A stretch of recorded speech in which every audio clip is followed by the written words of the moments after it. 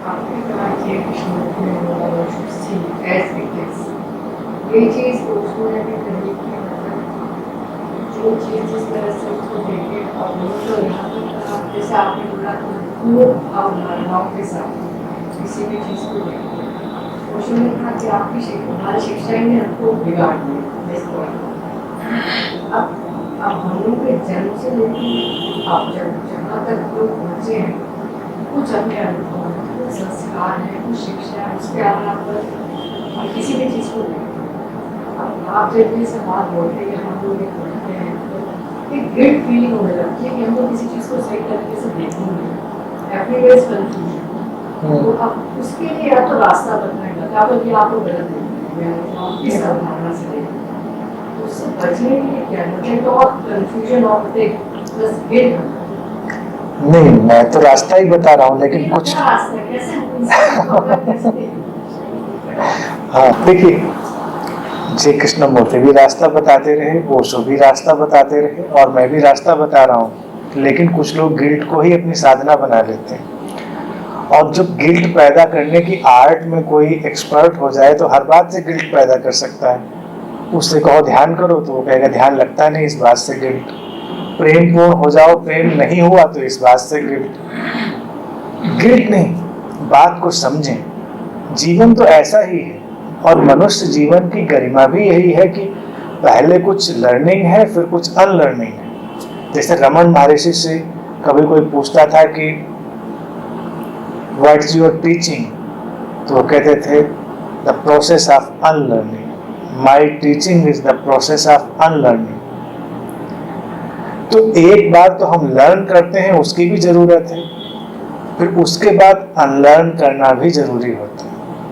जैसे कोई मूर्ति बनाते हैं तो पहले एक सांचा बनाते हैं, सांचे में हम उस मेटल को पिघलाकर भर देते हैं। सांचा बनाना भी बड़ा मुश्किल है, बड़ा अच्छे से तराश के बनाया जाता है, बड़ी मेहनत से बनाया जाता है। और जब उसमें मेटल भर देते हैं फिर उस सांचे को तोड़ देते हैं और फिर उसको तोड़कर उस मूर्ति को निकाल लेते हैं। तो अगर कोई कहे कि अगर सांचा तोड़ना ही था तो बनाया क्यों, तो मूर्ति भी नहीं बनेगी। मनुष्य जीवन इसीलिए पशु जीवन से उच्चतर है और श्रेष्ठ है कि यहाँ पर हम बहुत सारी ऐसी प्रक्रियाएं करते हैं जो देखा जाए तो बहुत सरल है और देखा जाए तो बहुत जटिल भी है। तो जीवन भी मूर्ति बनाने की प्रक्रिया की तरह हम जो सीखते हैं बाहर के परिवेश से, चाहे अपनी शिक्षा से, समाज से, वो एक सांचा है।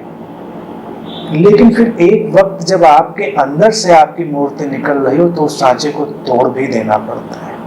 जब सांचा टूटता है तो उसके अंदर से मूर्ति निकलती है। ठीक, अब शिक्षा किसी ने ली लेकिन उस पर ही अटका रहेगा तो वो सांचा अभी उसके ऊपर हावी है।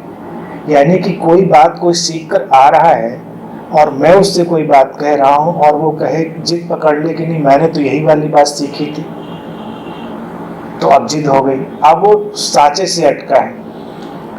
वो यहां तक आया, मान लीजिए कोई किसी सदगुरु के पास आया या मेरे पास भी आया, तो लाने में भी उसके शिक्षा और संस्कार ही है कहीं ना कहीं से। कहीं उसने कुछ पढ़ा, कहीं किसी बात से इंस्पायर हुआ, किसी बात से इंस्पायर होकर यहाँ पर आ गया। और जब मैंने कहा कि सब छोड़ दो तो इसका अर्थ ये नहीं था कि वो सब गलत था। छोड़ने का अर्थ था अब उसको बीच में मत लाएं। अब जब यहाँ पर शुद्ध प्रक्रिया चल रही है तो अब उसको बीच में ना लाएं जो इससे पहले था, तो हमको वो फ्रेश ताजे रूप में दिखाई देगा। गिल्ट की कोई बात नहीं। गिल्ट पैदा करना एक बहुत खतरनाक प्रक्रिया है। ऐसे तो सदगुरु लोग बोलते हैं अगर कोई सुने और गिल्ट पैदा करने वाले दृष्टिकोण से देखे तो वो घुटनों के बल चलने लगेगा। उसको लगेगा इतनी ऊंची ऊंची बातें, इतनी शुद्धता की बातें, इतनी सृजनात्मकता की बातें, और हम लोग कहाँ हैं। मैं तो फिर भी, या ओशो या जी कृष्णमूर्ति फिर भी बहुत सारी बातों से व्यक्ति को मुक्त कर देते हैं। पुराने धार्मिक लोगों से पूछो, उनके तो गिल्ट बड़े व्यापक। पुराना धार्मिक व्यक्ति तो गिल्ट में ही जीता था, गिल्ट में ही बड़ा होता था, उसे मर जाता था। किसी ने बता दिया कि तुम्हारे इंद्रियों के जगत में जो तुम्हारी प्रक्रियाएं हैं उन्हीं से तुम्हें गिल्ट में डाल दिया। तुम कर कुछ नहीं सकते और गिल्ट में हो। तो पुराने धार्मिक लोग तो ज्यादा उलझन में थे। हम लोगों ने तो फिर भी उन अपराध बोधों से व्यक्ति को मुक्त कर दिया है कि तुम्हारे शरीर की एक सहजता है, तुम उस शरीर की सहजता को स्वीकार करके आगे जा सकते हो, उससे लड़ कर नहीं, उस अपराध बोझ से मुक्त हो जाओ। लेकिन कुछ उसी से लड़ रहे हैं। धार्मिक लोगों के प्रवचनों में जाते हैं, अक्सर बाबा लोग किसी को ब्रह्मचर्य की शिक्षा दे देते हैं तो किसी को उपवास की। साथ दोनों में से कोई कुछ नहीं पाता। आप निकलिए। समाज में पुराने धार्मिक लोग शिक्षाएं देते थे, 99% लोग उन्हीं से पीड़ित थे। खुद शिक्षा देने वाले बाबा जी भी पीड़ित होते थे, क्योंकि वो जितना पीड़ित होते थे उतना ही जोर शोर से शिक्षा देते थे। वो होता है, प्रतिक्रिया होती है।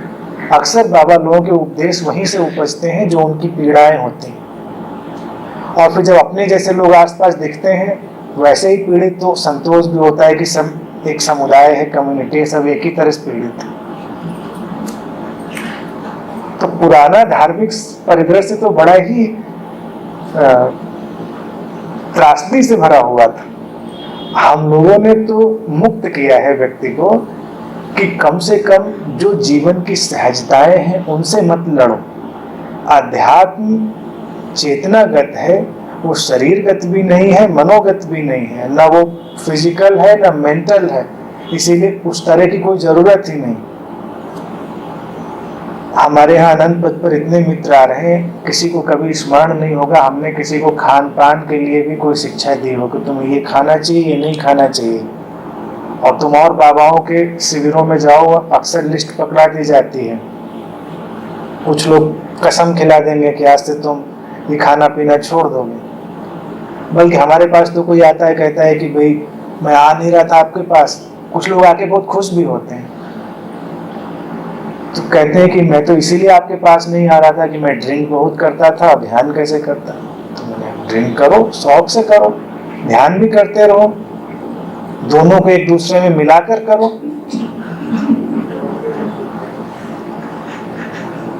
जो प्रभावी होगा वो जीतेगा। तुम्हारा ड्रिंक प्रभावी होगा तो वो जीत जाएगा एक दिन, और ध्यान प्रभावी होगा तो एक दिन वो जीत जाएगा। कोई अपराध बोध की जरूरत नहीं है। और फिर अगर समझाने के तौर से बात में कहूं, ये शायद ही कोई महात्मा समझा पाए कि ड्रग्स या ड्रिंक्स या कोई भी नशे की वस्तुतः ध्यान की ही खोज है। व्यक्ति ध्यान की ओर ही जाना चाह रहा है और उसके उपाय ढूंढ रहा है, कैसे मन शांत हो जाए, कैसे उसके अंदर जो बेचैनी है, उथल पुथल है, वो शांत हो जाए। कोशिश तो यही कर रहा है व्यक्ति उस माध्यम से भी। वो माध्यम जैसे भी हो, लेकिन वो भी ध्यानी है। और कभी किसी ऐसे व्यक्ति से मिलो जो किसी व्यसन का शिकार है, वो कितनी दक्षता से और कितनी कुशलता से अपने व्यसन में जाता है, उतना तो एक साधक भी नहीं जाता। समय पक्का है, टाइमिंग पक्की है, मात्रा पक्की है, सब पक्का है। ध्यान को तो 10 मिनट बिठाना मुश्किल। किसी से कहो कि साधना करो तो कहता है कितनी देर, 5 मिनट नहीं बैठ पाते हैं, कोई 10 मिनट नहीं बैठ पाता, कोई आधे घंटे नहीं बैठ पाता। लेकिन अगर कोई पीने का शौकीन है तो आधा 1 घंटा तो आराम से अपनी व्यवस्थाओं के साथ बैठ लेता है। तो कुछ तो फोकस्ड है वो। एक दिन सीखेगा तो ध्यान की ओर चला जाएगा और फोकस्ड हो जाएगा। तो कहीं कोई अपराध बोध नहीं। हम लोग तो अपराध बोध से मुक्त करते हैं। जो बातें ये रही कि अच्छी बातों को अपराध बोध बना लिया जाए, वो मुश्किल है। उसको समझदारी से काम लेना है। ये नहीं कि हम गलत हैं। देखने के 2 नजरिए हैं। एक हमने देखा कि हाँ ये बात ऐसे भी, एक देखा कि मैं गलत हूं। हम गलत नहीं कह रहे, समझा कि हाँ कंडीशनिंग है, ये देख लेना कंडीशनिंग है, कंडीशनिंग से मुक्त होने की प्रक्रिया शुरू हो गई। ये देख लेना कि हमारे संस्कार, हमारी शिक्षाएं हमारे ऊपर एक बंदिश पैदा कर रही हैं, हमारे ऊपर एक जकड़न पैदा कर रही हैं, तो जैसे देखा हम उससे मुक्त होने लगे। यही प्रक्रिया है, हीलिंग की भी यही प्रक्रिया है। अगर कोई व्यक्ति देख ले कि मैं बीमार हूं, बड़ी चेतना से, होश से वो स्वस्थ होने लगे। ऐसे तो कोई अपराध बोध में जा सकता है अपने बीमारी के कारण। मैं समझता हूं कुछ योगी लोग चले भी जाते होंगे। जो योगी टाइप के लोग हर बीमारी से मुक्त होने का उपाय बताते हैं, जब उनके ऊपर आ जाएगा तो अपराध बोध में जाएंगे वो, क्योंकि हर आसन प्राणायाम से जब हर चीज ठीक हो रही थी और तुम्हारे ऊपर आ गई तो कहाँ चूक गए बाबा जी। तो अपराध बोध आएगा। अभी मेरे पास एक बच्चा आया था, उसको पता है, मैंने उसको कहा कि नहीं, उसकी चिंता मत करो, पूरी तरह से योग साधता है, लेकिन उसको लगता है कुछ परेशानी हो रही और बड़ी उलझन है, तो गिल्ट तो वहां से भी आ जाएगा। लेकिन जीवन को सहजता मिले, उसमें इतनी अड़चन और उलझन ना पैदा करें। अब एक ध्यानी व्यक्ति भी अपराध बोध में जाता है जब वो क्रोध कर लेता है, जब कभी वो कॉन्फ्लिक्ट से भर जाता है। मैं कहता हूं कि इसके बजाय वो ये देखे कि 24 घंटे में मेरे ध्यान के कारण मैंने कितने शांत क्षण जिए और कितने वो मोमेंट जिए जो कॉन्फ्लिक्ट लेस थे। तो ये देखने का अलग नजरिया हुआ। अगर हम देखेंगे कि पहले हमको जितना क्रोध आता था उससे कितना अब कम आता है, तो ये मुक्ति होगी।